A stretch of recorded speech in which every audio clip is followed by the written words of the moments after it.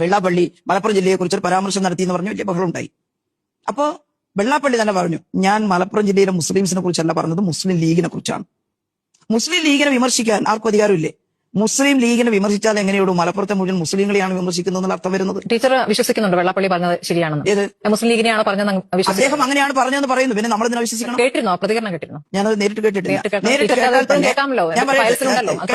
നേരിട്ട് കേട്ടാൽ തന്നെ അദ്ദേഹം മലപ്പുറം ജില്ലയിൽ ജീവിക്കാൻ പറ്റുന്നില്ല എന്നൊക്കെ പറഞ്ഞിട്ടാണ് പറഞ്ഞത്. ഞാൻ നേരിട്ട് എന്റെ ചെവി കൊണ്ട് കേട്ടില്ലെങ്കിൽ പറഞ്ഞു കേട്ടിട്ടുണ്ട്. ഞാൻ മലപ്പുറം ജില്ലയിൽ മറ്റാരെയും ജീവിക്കാൻ അനുവദിക്കുന്നില്ല എന്നൊക്കെ പറഞ്ഞപ്പോൾ സ്വാഭാവികമായിട്ടും മലപ്പുറം ജില്ല എന്ന് പറഞ്ഞ മുസ്ലിങ്ങൾ മാത്രമാണ്. മലപ്പുറം ജില്ലയിലെ EMSന്റെ ഏലംകുളമാണ്. അത് തിരിച്ച് വെള്ളാപ്പള്ളിയോട് നമ്മൾ പറഞ്ഞു.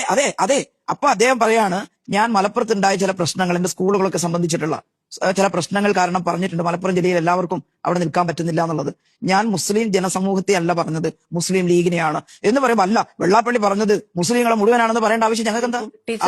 നിഷ്കളങ്കമായി ഇതിനെ കാണാതിരിക്കും. ഒന്നാമത്തെ കാര്യം, നായാടി മുതൽ നസ്രാണി വരെ എന്ന ഒരു ആഹ്വാനം തന്നെയും മുസ്ലിം വിരുദ്ധമാണ്. എന്തുകൊണ്ടാണ് നസ്രാണി വിഭാഗത്തെ കൂടെ ചേർക്കാൻ തീരുമാനിച്ചത്?